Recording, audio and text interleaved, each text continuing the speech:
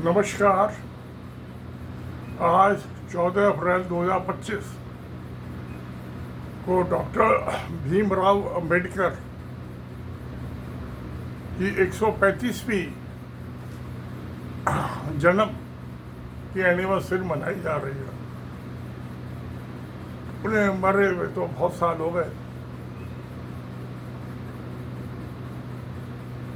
50 साल से ज़्यादा हो गए। तो आज ये एनिवर्सरी जो लोग मना रहे हैं वो कौन है? जब जिंदा थे वो कॉन्स्टिट्यूशन असेंबली के मेंबर थे, constitution of India drafting committee के चेयरमैन थे और यूनियन गवर्नमेंट और सेंट्रल गवर्नमेंट मिनिस्टर थे। और उन्होंने बड़ी मेहनत मशक्क़त करके सबको बराबरी, जो कि हर मजहब कहता है, इक्वलिटी और सबकी भलाई, यही तो धर्म है क्या? तो उसके लिए जब उन्होंने कहा कि भाई ये इंडिया में 80-85% पॉपुलेशन हिंदुओं की है, तो जो जब हिंदुओं के मजहब के मामले में सुधार कर दिया जाए तो इसका बहुत बड़ा असर होगा, इम्पैक्ट होगा। और जो दूसरे मजहब को मानने वाले उनके लिए भी नमूना बन जाएगा। वैसे भी 10-15% आदमी कोई मायने नहीं रखते, अगर जो 80% 85% आदमी सुधर जाए, ठीक हो जाए। तो ये हिंदू कोड बिल बनाया गया। तो जो लोग अंबेडकर के पुतले जला रहे थे, उनको गालियां दे रहे थे, जिंदे आदमी के पुतले बना के जला रहे थे, हाय हाय कर रहे थे कि मजहब के मामले में दखलंदाजी नहीं दे सकते, वो नशे की अफीम के नशे में उनके पुतले जला रहे थे। दिल्ली की जामा मस्जिद थाना, जहाँ पुरानी दिल्ली का सब इलाका है, ये वार्ड सिटी, और नई दिल्ली का तुगलका रोड थाना, तुगलका रोड बाद थाना, पुलिस थाना, इन दो में 84-85 FIR रजिस्टर है, 84-85।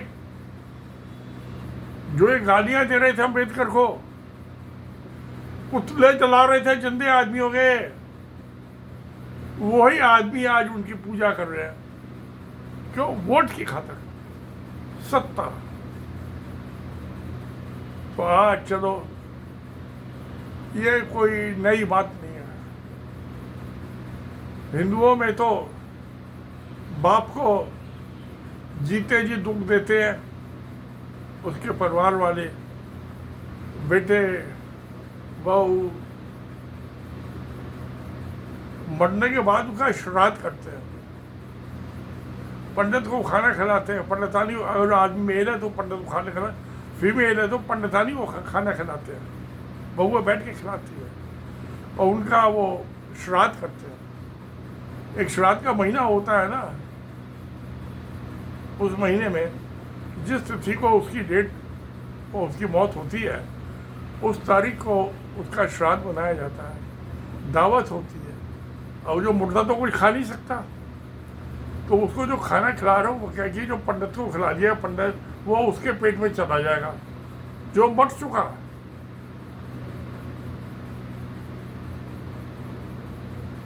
तो आज ये ऐसी है जैसे श्राद्ध मनाना है। तो बहुत बड़ी पुरानी परंपरा है धार्मिक। पता नहीं इस्लाम में और क्रिश्चियनिटी में, बुद्धिज्म में, मुझे पता नहीं। बस सनातन धर्म में ये था कि जो मर गया खत्म हो गई कहानी, खत्म चैप्टर। उसका ना फोटो लगाना भी गलत है। तो मर गया उसका किस बात का फोटो? फोटोग्राफी तो बहुत बाद में आई है, पहले होती नहीं थी। हाथ की पेंटिंग बनती होगी, वो भी नहीं बनाते थे। जल गया, उसको दफन कर दो, राख जला के राख कर दो, एक ही बात है। पार्ट्स में ऊपर वो टावर पीस होता था, ऊपर डाल देते थे डेड बॉडी को, उसको चीर के हुए खा जाते थे। जो बाकी बचा होता कीड़े मकोड़े खा जाते थे। वो मुझे सबसे अच्छा लगा कि भाई जीते जी किसी के काम आए नहीं आए, मरने के बाद किसी का तो पेट भर गया। तो मेरी भी दिली तमन्ना यही है कि मुझे भी कीड़े मकोड़े खा जाए, चीड़ कौवे खा जाए मुझे मरने के बाद, उनका पेट तो भरेगा। तो जिन्होंने जीते जी उसको दुख दिया, सुख दिया, सुख भी देते हैं दुख भी देते हैं, दोनों ही चीजें होती हैं। बीमार होते हैं तो उनका इलाज भी कराते, बहुत से नहीं भी कराते, दोनों ही चीजें होती हैं। तो क्या उससे कोई फर्क नहीं पड़ता, जीने वाला जीता जब तक वो जीने, उसकी इच्छा है जीने की तब तक जीता, ये इच्छा है। क्योंकि जो साइंटिफिक चीज है और जो मेरा भी मानना है कि आदमी की जो हैप्पीनेस है, खुश रहने की जो प्रवृत्ति है, जिंदा है तो खुशी रहना है ना, रोना क्यों है? खुशी का नाम ही तो जिंदगी है, हैप्पीनेस इज लाइफ। तो उसमें 50% जेनेटिक होता है, वंशवान, 40% होता मेंटल, दिमाग से खुश है नहीं है, 40%, और 10% सर्कमस्टेंसेस किन हालातों में है वो, तो उस पर हालात जो है उस पर हमारा बस नहीं है, हम कुछ नहीं कर सकते उसमें, आप भी दोस्तों नहीं कर सकते कुछ। हालात तो जैसे हैं वैसे ही, वो तो औरों के बनाए हुए ना हालात था, हमने क्या। अब माइंड ये हमारे हाथ में है, जेनेटिक ये हमारे पुरखों के हाथ में है, जिस परिवार में हमारा जन्म हुआ तो 90% पे हम ध्यान दें, जिस परिवार में जन्म वो भी हमारे हाथ में नहीं था, कि माँ ने हमें जन्म दिया ये भी हमारे हाथ में नहीं था, कब दिया ये भी हमारे हाथ में नहीं था, मौत वो भी जितनी आनी आ जाएगी, वो हम हंसते रहे सारी जिंदगी, तो हंसते हंसते आएगी ना मौत भी। तो जिसको ये गालियां देते रहे सारी जिंदगी अम्बेडकर को, उसके पुतले जलाते रहे, आज उसका श्राद्ध कर रहे हैं, अम्बेडकर की आरती उतार रहे हैं, उसकी एनिवर्सरी मना रहे हैं वर्षगांठ 135वीं। तो प्यारे दोस्तों, आपका क्या ख्याल है? वो नीची जाती थी या शुभ कास्ट था, इसलिए भी ज्यादा उसको गाली दी जाती, उसको उसके पुतले में जूते मारे जाते थे। आज उसके मरने के बाद 50 साल हो गए, शायद 50 साल से भी ज्यादा हो गए, 2025 चल रहा है। आज जिसको जूते मारे, जिसके पुतले जलाए, उसको माला पहना रहे हैं। यही तो श्राद्ध होता, और क्या होता? जो जिंदगी में ना मिल सका उसे मरने के बाद मिल गया। ये वाज बिग सोशल रिफॉर्मर, उसने देवता वाला काम किया, जो काम भगवान नहीं कर सका वो उसने किया। मैं बहुत दफे कहता हूं कि जिसकी भगवान मदद नहीं करता मैं उसकी मदद करता हूं। एक लेडी है, अभी आज मेरी बात हुई थी कई महीनों बाद, वो कहती थी मैं आपको भगवान मानती हूँ, मेरे दोनों बेटे भी आपको भगवान मानते हैं, क्योंकि आप बिना किसी लालच के आप मदद करते हो जो दुखी होता है, जिसकी कोई मदद नहीं करता, सब उससे लूट खसोड़ना चाहते हैं, आप मदद करते हो बिना किसी लालच के, और अपनी जेब से पैसे भी खर्च कर देते हो उसमें। एक और लेडी है, वो भी कहती है कि पता नहीं मेरा क्या हाल होता कि आपने मेरी मदद की तो मैं कहता था मेरी बकरी जो है ना 5 शेरों को खा जाएगी, 5 शेर मेरी बकरी नहीं खा सकते। यह समाजशास्त्र और यह कानून। वही हुआ, उसकी सास और नंद, उसका ससुर, उसका हस्बैंड, उसका देवर, तो 3 शेर और 2 शेर नहीं।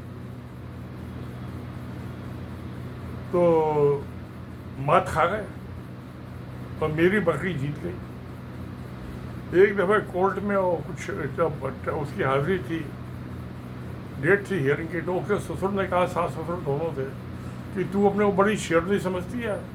उन्होंने कहा शेरनी तो थी मैं, और शेरनी हूँ मैं, और शेरनी रहूंगी आगे। आप मुझे बकरी समझ लो आप जो समझ लो मुझे, बकरी तो थी वो। अब तो LLB, उसने MA हो गई, B.Ed हो गई, LLB या वकील वो बन जाएगी। मैंने उसकी हर तरह से मदद की, लीगली, फाइनेंशियली तो कभी कमाई की थी। जो उसके पास एग्जाम के लिए फीस देने के पैसे नहीं होते, मैं दे रहा था। उस टाइम मैं वैल्यूएशन की प्रैक्टिस भी कर रहा था, हमेशा मेरी जेब में पैसे रहते थे, 2-4 हज़ार रुपये। कार चलाने के लिए उसका भाई चलाता था, उस टाइम तो मैं भी ड्राइव करता था, मैं कभी करता था। तो ये है दुनिया। जीते जी सुख ना मिला, मरने के बाद आरती मिली।